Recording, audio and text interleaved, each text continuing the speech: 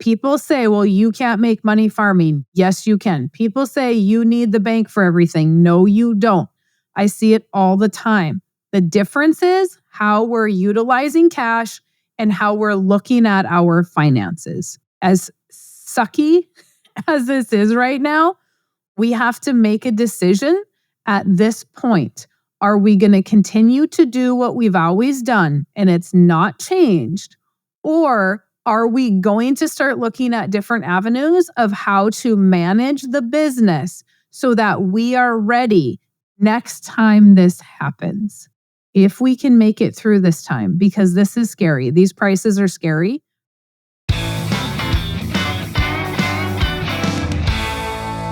Hello, and welcome back to the podcast. Thank you very much for being here. I appreciate it. All right, today let's talk about commodity prices and what is kind of happening in the market. I mean, I'm not going to talk about like how to navigate that all because that's not my forte.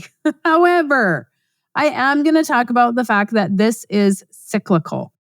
And this is not the first time we are going to see this, and it's not the last time that we are going to see this. And I have ironically been coming across a lot of the same narrative on social media that I have talked about forever.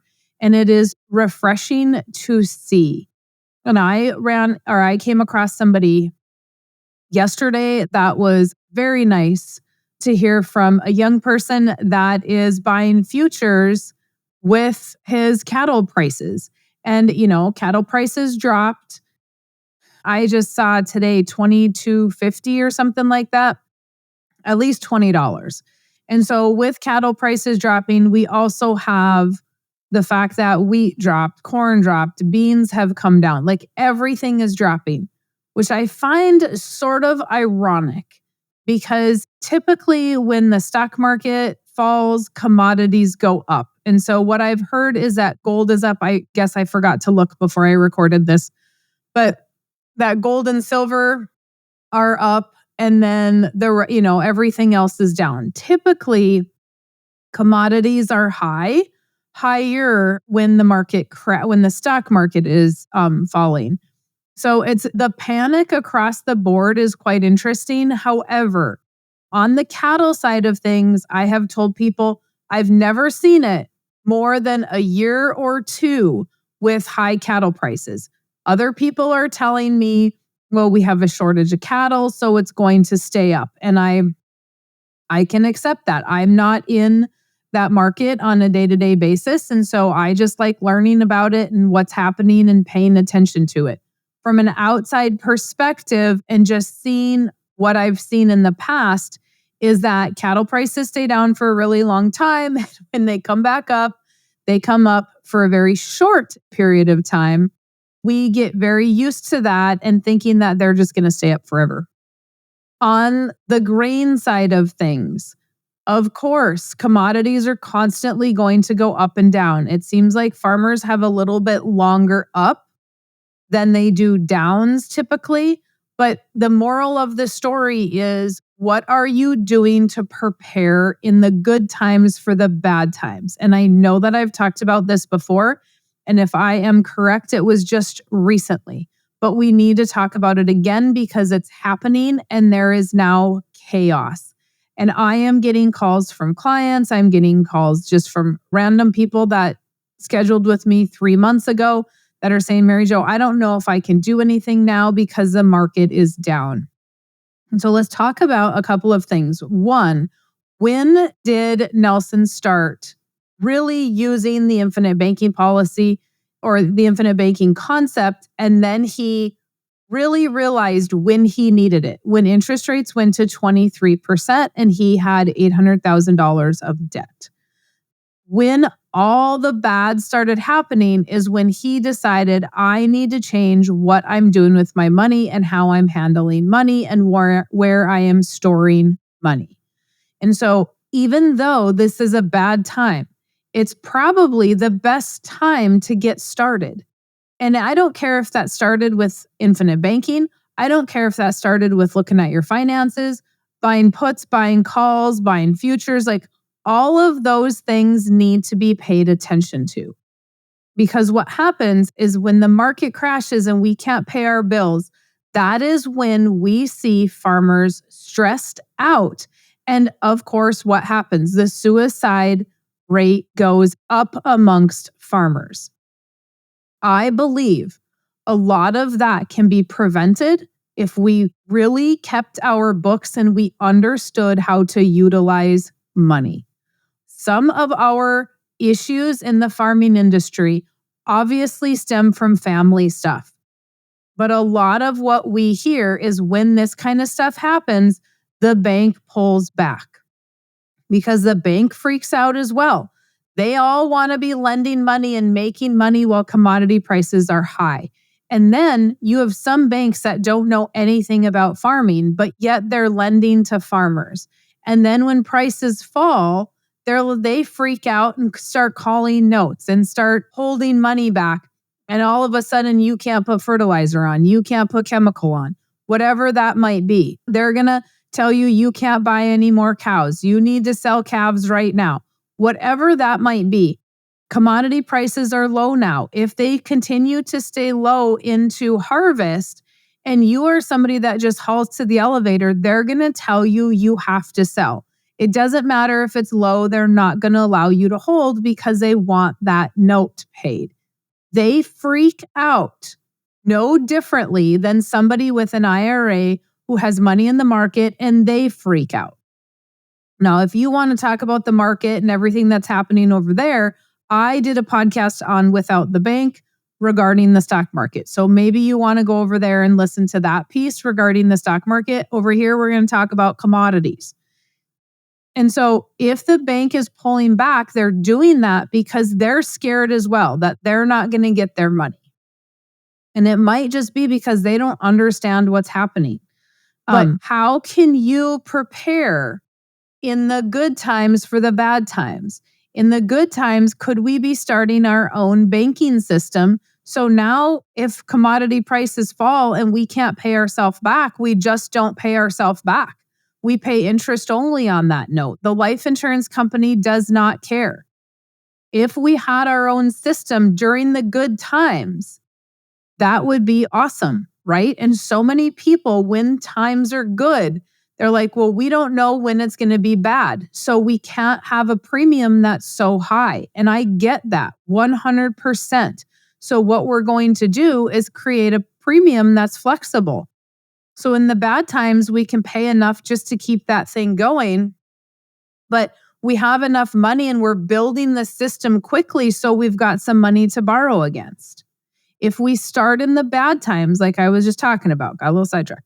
If we start in the bad times like Nelson did, well, we know where we can absolutely afford it, worst case scenario. But then as times are better and the commodity prices come back up, then we know that we can just start another policy. That's why Nelson had 49 policies. In the bad times, he beat Parkinson's law. So a lot of people don't understand the first half of Nelson's book. They just want to go to the numbers. But he talks about Parkinson's law. When everything was falling apart, he had to go in and say, hey, what do I really need? He had to kind of be the Dave Ramsey effect and say, I need to cut out certain things because they're not making me money. And I need to put as much money through these policies as I can to start building this system, borrow against it. And then when times are good, we can pay that back or we can put more money through the system, whatever that looks like. But so many people want to, and I get it, so many people want to pull back or they just don't want to start right now. Well, what happens is you say, well, I can't start now because times are bad.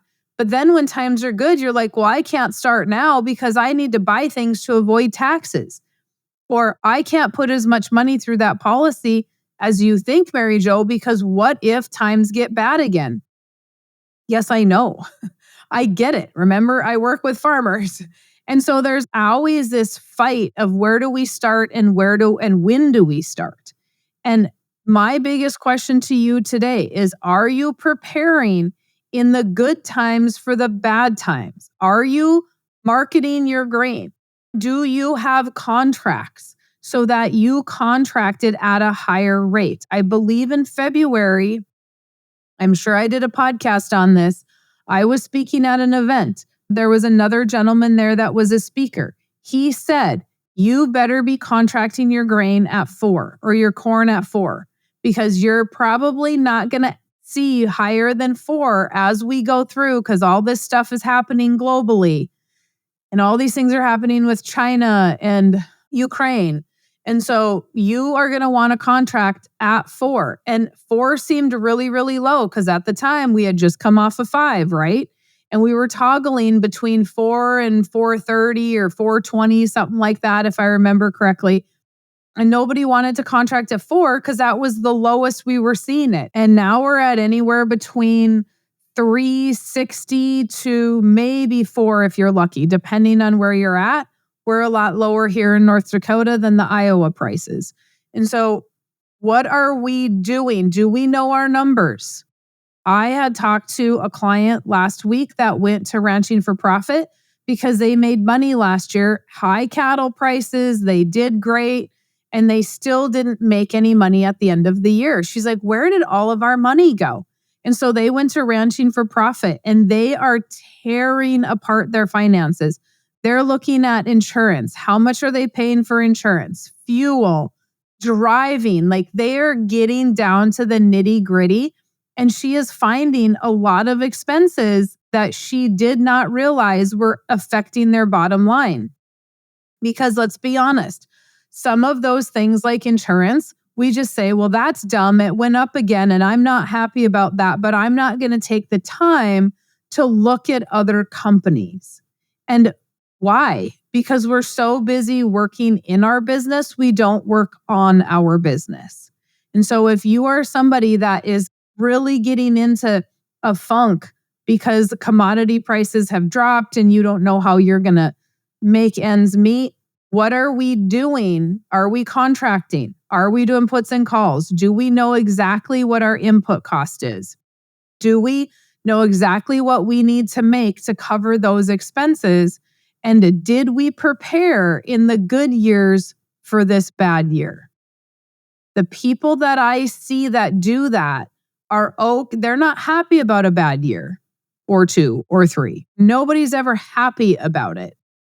But the stress level is far less when we have not bought things to avoid taxes and created more payments. Because right now we have a whole bunch of payments we're going to have to make. And corn and soybeans and wheat suck in prices. Are we having to pay ourselves back because we're operating with cash? Are we having to pay the bank back because we've borrowed every red cent that we need? What can we change in our operation? Not just from a standpoint of creating your own banking system through infinite banking, but what else can we change in our system and our financial system and with our books to look at exactly what we're doing and how we're doing it? I preach about this all the time. I am sure if you're still with me, thank you. I appreciate that. But it is evident when I see people that know their books versus people that don't know their books. Evident on what's happening because of people that understand their books. By the time they come to me, there's a lot of cash being used through their operation. A lot of cash. They are looking at we're going to use cash to operate or we're going to use cash to start buying equipment because I don't want this extra payment. And so people say, well, you can't make money farming. Yes, you can. People say you need the bank for everything. No, you don't. I see it all the time. The difference is how we're utilizing cash and how we're looking at our finances. So, as sucky as this is right now, we have to make a decision at this point. Are we going to continue to do what we've always done and it's not changed? Or are we going to start looking at different avenues of how to manage the business so that we are ready next time this happens? If we can make it through this time, because this is scary. These prices are scary. And There are answers out there. So don't get discouraged. If you are somebody that's on the fence of being discouraged, don't get discouraged. This isn't the first rodeo. It's not going to be the last rodeo. You may have gotten bucked off. Let's get back on and let's ride again, but let's do it differently. Okay? Maybe this time you got bucked off, you're bareback. Maybe we need a saddle next time. I don't ride horses. I love them, but we never had them. Anyway, let me know if you guys need anything. Email me, maryjo@withoutthebank.com. I'm happy to answer any of those questions. If you have money in the stock market and you're not happy about what happened there, go over to Without the Bank, listen to that podcast, because infinite banking is very, very applicable to what is happening right now and is the answer to why I just completely got out of the stock market and said, forget it. On the business side of it, for the farming, this is why it's important to start looking at your books. I never used to look at my own books. Now I do, and it's a much different story of how I run my business. So let me know if you need anything, maryjo@withoutthebank.com. If you have not gotten the books, go to farmingwithoutthebank.com and get your books, get your farming book, get your Nelson Nash book, schedule your appointment. Last time I looked, I am booked out until November. So make sure that you schedule your appointment and then read the book if you want. I don't care. Once you get the book, you will get a link to my calendar within a couple of days. Go ahead, schedule, and then we can sit and visit and see if this is a fit for you. If it is, at what level can we start? How do we apply it? All of that good stuff I'm going to go over with you. So let me know if you need me. Otherwise, you have a fantastic rest of your day. Thanks for listening to the Farming Without the Bank podcast. We hope today's episode has inspired you to take control of your finances in new ways. Don't forget to check out our website, farmingwithoutthebank.com, and engage with us on our Facebook page, Farming Without the Bank. Join us next week as we smash more financial myths and empower you to accomplish your financial goals.